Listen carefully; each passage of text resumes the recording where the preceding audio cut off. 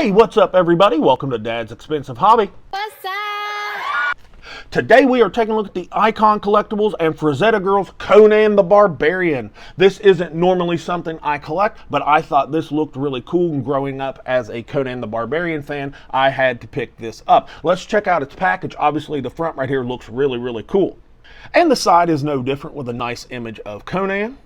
And the back has just another image of Conan and all the accessories. Plus it says some stuff right here on the back if you want to pause the video and read it. And on the front, it has a window you can open up, lets us see everything that's going on right here, and an awesome image right there on the left of the figure.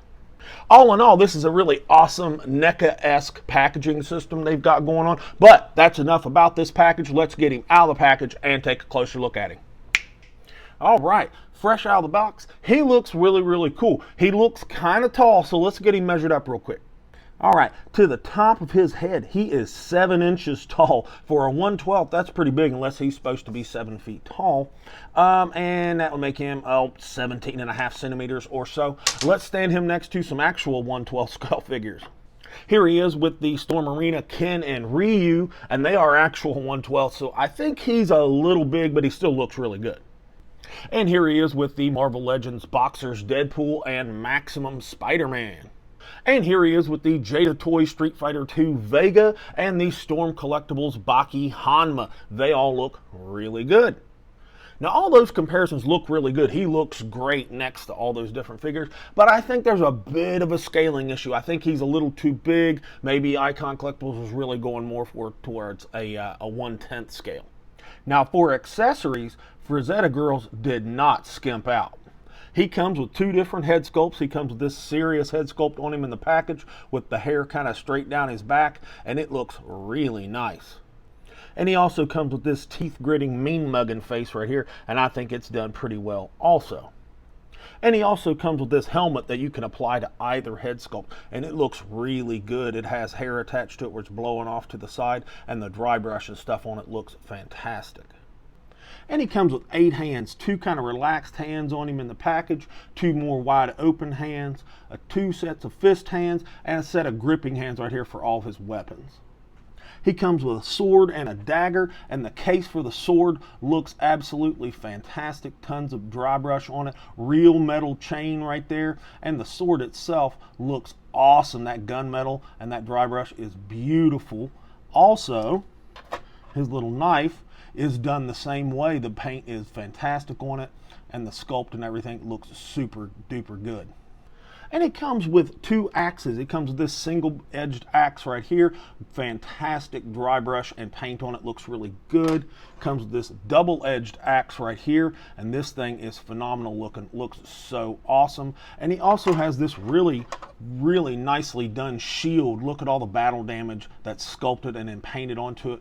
A spot right there for his arm to go through. It looks super good. And I forgot to mention, he comes with this little wrist guard that you can put on as well. And it is painted and dry brushed to perfection. He comes with a great spread of accessories, giving me a lot of NECA vibes. So let's check out his aesthetic. Now, like I mentioned earlier about the face, it's done really well. There's a lot of shading, like darker shading around the eyes, and the eyes are nice color. The hair has a really cool sculpt, very like Native American kind of look to it. I wish there was some dry brush or something in it, but it does look nice. Those earrings are plastic, but they look really good. This necklace that came on him, there's a lot of paint on it that looks really nice. The overall body has a fantastic matte finish on it, and it looks very premium. A little bit of shading and stuff and variations in the skin tone looks really good. They've done nice work with sculpting in some scars, like right there on the chest and shoulders. If you see those, his abs look fantastic. His back has tons of scars on it. Kind of reminds me of Baki a little bit with the way his was done. So all that is definitely a high praise, I guess you should say. His little loincloth looks really good. It's kind of plain, to be honest. I was hoping that there would be some dry brush or some wash or something on it, and there isn't, but it still looks good. You know, where like the gold or brass or whatever that's supposed to be is painted, is done really well. This little loose belt looks pretty good. His boots, again, there is some wash and some dry brush on the boots, so those look really nice. The sculpt of his legs are good.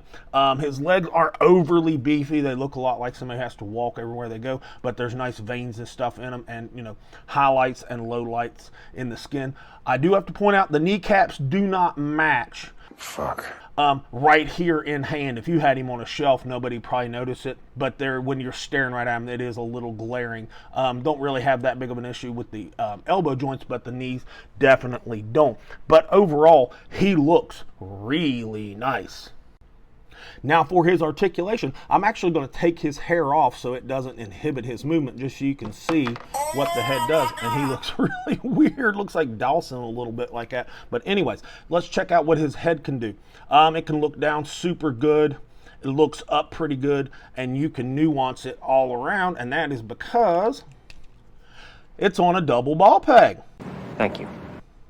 And a really well done double ball peg. Nice skinny ball, nice skinny post, I should say. Big balls on both ends and plenty of room down in there in the neck to move around. So Icon Collectibles did a really nice job with that. For his shoulders, they'll come up to 90, so I don't really have a problem with that. And they'll do a full 360 for us. No butterfly or anything, so you're not going to get any tilt or attitude out of it as far as moving around, but that's okay. He also doesn't have a bicep swivel, so they were definitely more concerned with aesthetic and sculpt. In this case, I'm not sure if that'll piss off people or not. I forgot to mention in the aesthetic that when you lift his armpit, you do get this right there. Jesus Christ. And that's not the best looking thing ever, but it's just not. That was kind of an oversight on their part. Down here at the elbow, you do get swivel at the elbow, so that's not too bad. It's a single jointed elbow, and I don't like the look of that right there. So that's another kind of a strike. I'm not a biggest fan of that. And the wrists are on a hinge, so no big deal there. As far as his abdomen, he's got a nice diaphragm break right here, and it's sculpted in really well underneath the pecs and above the abs and ribs, so it looks really good.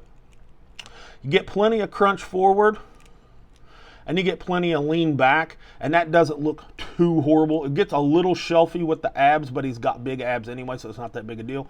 And when you lean forward, you get a little shelf, but nothing horrific. It's a little loose, but my God, that double ball peg that's sitting on, you can just do whatever the hell you want with it. Now down here in the waist, I think that's on a ball peg, but it is not. The way the hip socket down through here is it's shaped kind of like this, kind of like a mirror image of the waist, so you don't really get any twist or lean, just a little bit of wiggle. So everything you're going to get is going to be out of that. And that kind of sucks. They missed the chance to really make him nice and articulatable.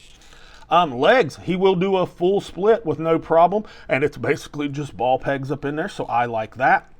Now, you don't get any thigh swivel, not really, just a little bit of wiggle on that ball peg, but they did not cut a thigh swivel in there. Again, I think they were going for pure aesthetic. Now, he does have a double jointed knee with plenty of range and great proportions, so I do like that, but again, that discolored knee catches my eye. No shin swivel, so that's actually okay in my book. The ankle is a hinge, and the foot will go all the way down for the most part. It'll come up a little bit thanks to the fact that this right here, this part of the boot is actually soft plastic, and he gets some ankle rocker, and he does have peg holes in the feet. No toe hinge, which doesn't bother me. But overall, he moves pretty well except for at the waist. The waist, that's the part that's actually putting me off a little bit, and the fact that there's no thigh swivel may inhibit articulation a bit for posing. Okay, final thoughts for Conan the Barbarian here. He met expectations and fell short of them all at the same time. He looks really good, and he comes with a great spread of accessories. A couple of areas of his articulation aren't so great as far as like posing. He is basically a high-end NECA figure. Fuck. Not gonna lie, he's expensive at north of $70. He is pricey to basically get something NECA could have gave you for $40. So it kind of sucks, but I still like him, and I don't. Am I going to keep this long term? Probably not. This will probably go in the end of the year batch to sell. But is he a bad figure? No. He's a pretty decent figure. But I'm going to grade him off of a NECA scale, and I'm going to give him a C+ because of his price. Still a little bit above average because he looks good and has great stuff, but a C+ is a fair grade for this. Pick him up if you want to. I'm not going to swear you off, but you don't really need this figure unless you're somebody that is hardcore into this. Anyways, that is all I've got for Conan the Barbarian. If you haven't subscribed, pause the video, scroll down, give us a like, comment, subscribe, all that good stuff. And with all that said, this has been Dad with Dad's Expensive Hobby, and I'll talk to you all in the next video.